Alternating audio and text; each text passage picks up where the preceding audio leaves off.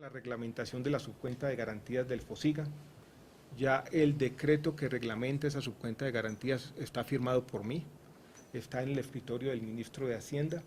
Esperemos que ese decreto quede listo esta semana para poner en marcha unos créditos con tasa subsidiada que van a beneficiar sobre todo, van a ir más que beneficiar a las EPS, para que las EPS puedan girarle directamente a los hospitales. Estos créditos con los recursos que hemos dispuesto podrían superar el billón de pesos. Entonces, vuelvo y repito, reglamentación de la subcuenta de garantías del FOSIGA, se pone en práctica estos créditos de tasa compensada, en su gran mayoría a las EPS, para que las EPS puedan pagar muchas de las deudas pendientes. Y esperamos inyectar recursos. Al 1.5 que ya dijo, ¿eso es adicional? No. Estoy haciendo si se quiere, un desglose del 1,5. De ese 1,5, 1 billón son créditos de tasa compensada como resultado de la reglamentación de la subcuenta de garantías del FOSIGA. Me interesa que quede claro que estos créditos van a ir mayoritariamente a las EPS, porque se ha dicho en algunos escenarios que lo que queremos es endeudar las IPS para que ellas lidien con las deudas. No es así. O sea, son recursos que irán mayoritariamente a las EPS para que éstas puedan pagar en unas condiciones que son favorables y que, repito, es la forma de lidiar con los problemas de liquidez de corto plazo. Segundo, vamos a aumentar los recursos disponibles para compra de cartera en un valor cercano a los 100.000 millones de pesos. Tercero, vamos a reglamentar un artículo del Plan Nacional de Desarrollo que les permite a las cajas de compensación con recursos de promoción y prevención y algunos recursos subsidiarios del 4% pagar deudas en el sistema. Esa reglamentación va a permitir que, por ejemplo, Confenalco Antioquia, que había tenido unas deudas por su operación del programa de salud superiores a los 150.000 millones de pesos, paguen todo lo que deben de aquí a final de año. Esperamos que en el peor escenario esta reglamentación de este artículo del Plan Nacional de Desarrollo lleve 350.000 millones de pesos adicionales al sector, pero creemos que una estimación más razonable es de 500.000 millones de pesos. Entonces tenemos 1 billón, por un lado en créditos de tasa compensada, 100.000 millones de recursos adicionales para compra de cartera y entre 400 o 500.000 millones de pesos como resultado de la reglamentación de ese artículo del Plan Nacional de Desarrollo. La compra de cartera también pensamos que no solamente vamos a inyectar más recursos, sino ampliar sus plazos. Hoy en día tienen que pagarse en un año, esos plazos los pensamos llevar, todavía hay un tema legal que tenemos que considerar a 5 años. No todas las medidas son de liquidez, yo creo que eso también debe quedar claro. Tenemos un conjunto de medidas que vamos a hacer con la Superintendencia Nacional de Salud para tener un control más estricto de los recursos y mejorar el flujo de los recursos hacia las IPS, hospitales públicos y privados. Ministro, antes de salir de ese punto de la compra de cartera, disculpe, el ejemplo práctico que usted nos puso ahorita, ustedes le compraban la cartera a la EPS y se la recaudaban en 3 meses. Eso, digamos, en un año, se la recobrábamos en un año. Se la recaudaban, eso, digamos, era sacar los mismos recursos que habían inyectado, pues de alguna manera también sacarlos. Lo que entraba ahora volvía a salir en un transcurso de un año. Ahora vamos a dar un periodo de gracia de 3 meses y ese plazo de un año lo pensamos extender hasta 5 años. Lo que va a permitir que la compra de cartera cumpla un papel más importante. Con la superintendencia vamos a hacer un control mucho más estricto de los giros directos. O sea, cada mes el superintendente de salud, o la superintendencia en particular, va a mirar qué es lo que se está girando directamente, va a constatar que efectivamente se cumpla lo que dice la ley que tiene que cumplirse, y si no se hace así, vendrán sanciones. Nosotros, desde aquí del Ministerio, hacíamos un control muchas veces informal de los giros directos. Nos decía la EPS lo que giró directamente, comprobábamos con los hospitales. Ese proceso se va a regularizar completamente en la Superintendencia Nacional de Salud. ¿Pero detectaron alguna irregularidad? Exactamente, ¿por qué tomaron esa decisión? ¿Ustedes tienen denuncias, quejas? Tomamos esa decisión porque los datos muestran una disminución no absoluta, pero sí porcentual de los giros directos, y queremos cerciorarnos de que en todo caso se gire directamente lo que tiene que girarse.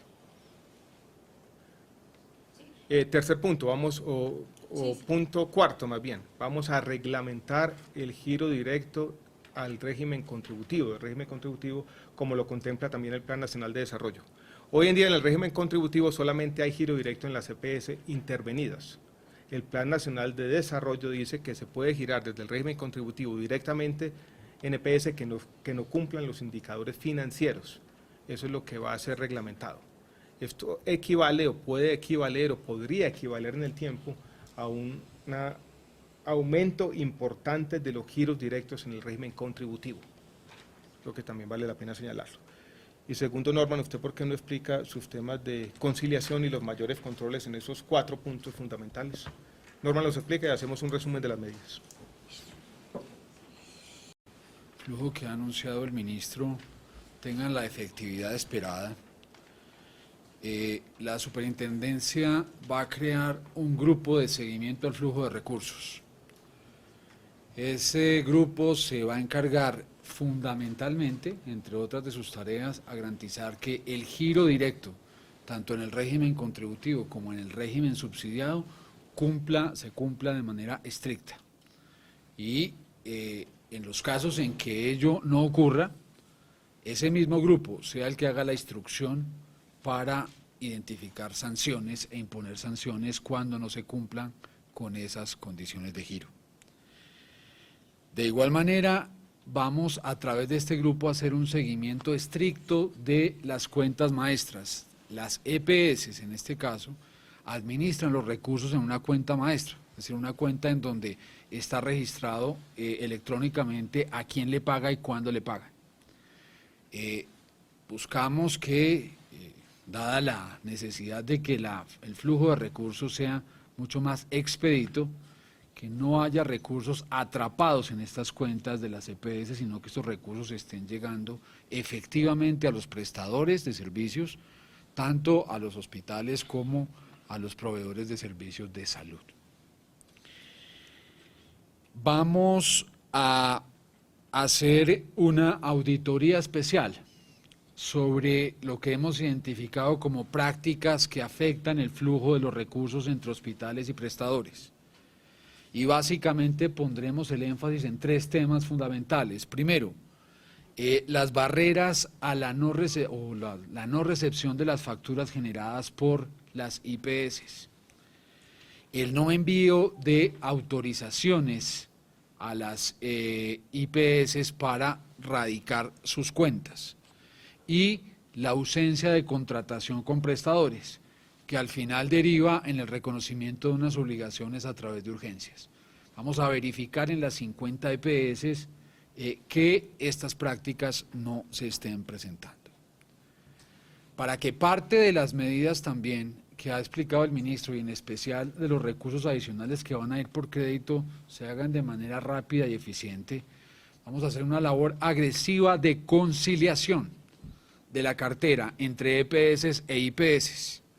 De tal manera que cuando el instrumento anunciado por el ministro entre en la práctica, tanto EPS como IPS tengan claro qué le debe el uno al otro y los dos reconozcan, digamos, la EPS reconozca efectivamente la deuda.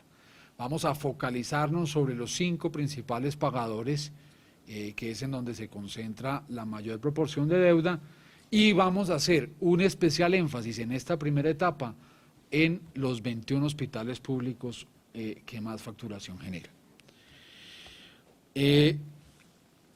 Por último, 2 medidas adicionales. De igual manera, como vamos a controlar el flujo en la EPS, lo tenemos que hacer en la IPS. Hoy seguimos registrando todavía 2 billones de pesos de giro directo sin registrar en los estados contables de algunos hospitales. Es decir, les han pagado por giro directo parte de las obligaciones, pero esto no ha sido descargado de su cartera.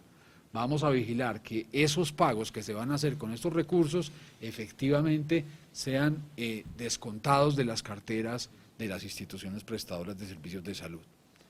Ejerceremos control específico sobre los pagos efectivamente hechos por entidades como Caprecon, Saludcop, Comeva, y haremos especial énfasis En el caso del pago de las deudas de aquellas EPS que correspondían a cajas de compensación familiar que ya no están en el régimen subsidiado o contributivo, que generaron deudas con las IPS respectivas y que gracias al artículo que quedó en el plan de desarrollo podrán liberar estos recursos para pagar carteras, digamos, atrasadas o carteras vencidas de más de 360 días. Entonces, este grupo se va a encargar de revisar estos 4 o 5 puntos claves para garantizar la efectividad de las medidas que acaba de anunciar el ministro. Ya tomamos si quiere unas preguntas, pero yo quisiera volver sobre la síntesis. Los puntos principales entonces son los siguientes. El ministerio reconoce que hay un problema de liquidez, un problema que requiere un conjunto de medidas urgentes.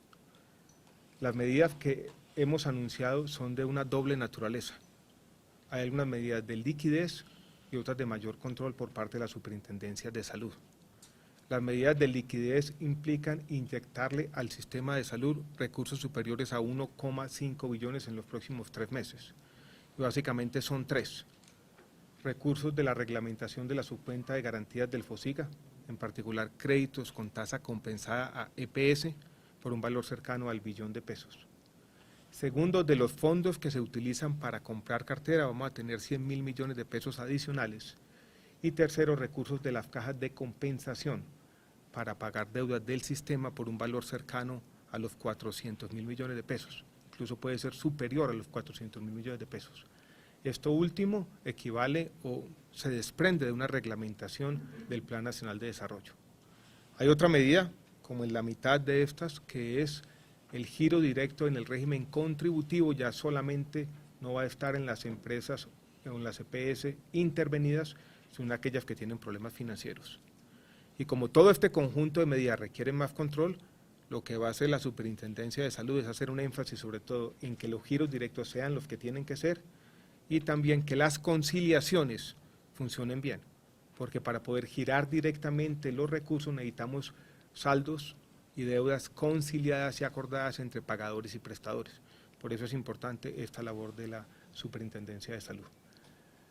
Las crisis financieras, lo he dicho en todos los escenarios y lo repito aquí, generalmente requieren 4 ingredientes para resolverse. 1, claridad en las reglas de juego, que es lo que hemos venido haciendo en el Ministerio desde hace un tiempo. Incluso yo quiero traer a cuento el decreto de habilitación financiera que plantea una senda de recuperación sectorial. Segundo, y por eso yo he tratado de ser prudente en mis declaraciones y hacer matices y tratar de dimensionar correctamente lo que está ocurriendo y no presentar este problema de liquidez como una crisis generalizada, yo creo que requiere ponderación y la generación de confianza entre los diferentes agentes. Tercero, fundamental, requiere tiempo. Las crisis financieras no se resuelven de la noche a la mañana, ni en este sector ni en ninguno. Y cuarto, requieren liquidez o medidas que tienen que ver con la liquidez y con los nuevos recursos. De allí el paquete de medidas que estamos anunciando, que vuelvo y repito, pueden presentarse aritméticamente, digámoslo así, como una inyección de recursos adicionales por más de 1,5 billones de pesos.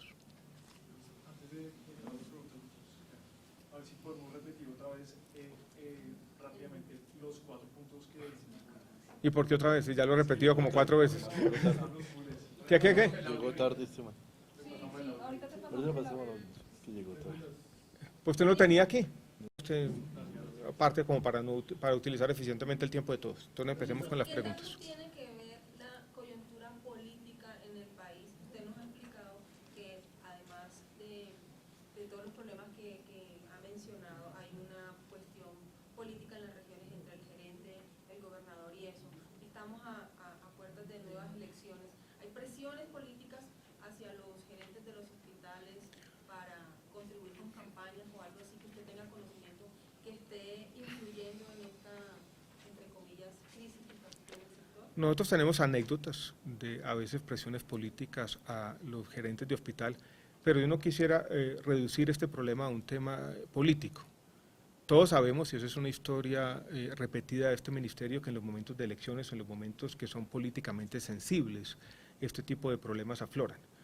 Pero yo creo que mal haríamos nosotros decir que este es eminentemente un problema político. Nosotros hemos reconocido el problema, aunque Yo creo que sería necio desconocer lo que puede haber una dimensión política también en todo esto. Ministro, usted en su explicación y en sus gráficas decía que digamos, se está dando a conocer una visión errada y un diagnóstico errado de lo que está pasando en el sistema de salud, entre ellos que las EPS son las que se quedan con la plata y las IPS se están quebrando. Pero usted dice que es al contrario, las EPS, los estados financieros se deterioran y las IPS se mejoran. Expliquémosle un poquito a la gente cómo es que han mejorado y si están tan bien, entonces ¿por qué se quejan? ¿Será que no les están girando la plata? Yo no quisiera, no he dicho, vuelvo aparte. Este es un sector que se ha caracterizado por una gran pugnacidad y ese enfrentamiento entre agentes muchas veces nos ha llevado a un diagnóstico que es cada vez más difícil. Pero yo vuelvo a insistir en una palabrita, y es la necesidad de recuperar un poco la confianza. No quisiera que el mensaje de esta rueda de prensa o de estos anuncios que estamos haciendo sea seguir socavando esa confianza.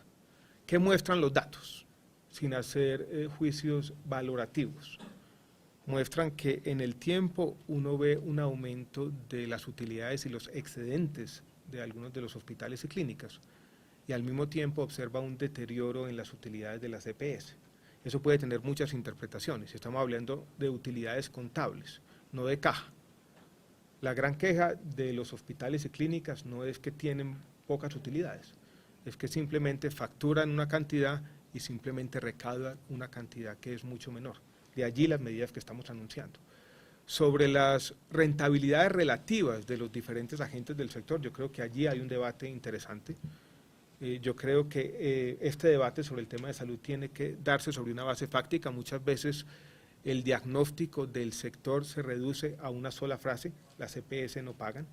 Yo he tratado en el debate público de trascender un poco ese diagnóstico que creo que es superficial, explicar las dificultades y las causas de raíz de esta crisis financiera, explicar que lo que estamos haciendo tiene que ver mucho con lo que estamos anunciando hoy, porque uno con los recursos de la UPC no va a ser capaz de pagar por los servicios corrientes, pagar por el no POS y al mismo tiempo saldar las deudas del pasado. Necesitamos recursos adicionales con los que estamos trayendo al sistema en este momento. Entonces yo creo que para resolver la crisis se necesita hacer dos cosas, y en eso el Ministerio ha hecho un esfuerzo, creo yo: dimensionarla correctamente y diagnosticarla adecuadamente. De allí un poco las aclaraciones que quise hacer, Giovanna. ¿Qué garantiza que las... preguntarle usted el grueso del dinero que usted anuncia en este plan de choque está en la subcuenta de garantías en este fondo, pero dice que ahora depende de Hacienda. ¿Qué le va a garantizar a usted que el Ministerio de Hacienda firme este decreto teniendo en cuenta que hace una semana le quitó al sector salud 1 millón de pesos? El dinero ya está aquí, ya de alguna manera lo tenemos nosotros, entonces no tenemos que pedir permiso para esa plata. Y el decreto está ahí, lo que queremos es apalancarlo vía estos mecanismos de créditos con tasa compensada. Se trabajó conjunto. Y yo creo que estamos trabajando con el Ministerio de Hacienda. Este decreto ha tomado un tiempo en llevarse a cabo. Yo quiero presentar el decreto también de esta manera, y yo creo que es importante. Una de las dificultades que tenemos como sector en lidiar con una crisis financiera compleja es que este sector no tenía las instituciones para hacerlo. Si hablamos del sector financiero, el sector financiero tiene un fondo de garantías y lo tiene desde hace mucho tiempo. El mundo generó unas instituciones para lidiar con los problemas financieros del sector bancario, desde los seguros de depósitos y otro tipo de instituciones. Están consolidadas hace más de medio siglo en todas las economías del mundo.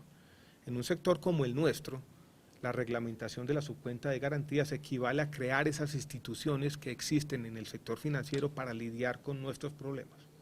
Y ustedes pueden presentarlas, si quieren, como el Fondo de Garantías del Sector Salud, por fin reglamentado, y por fin va a entrar en operación para poder lidiar con un problema que es difícil.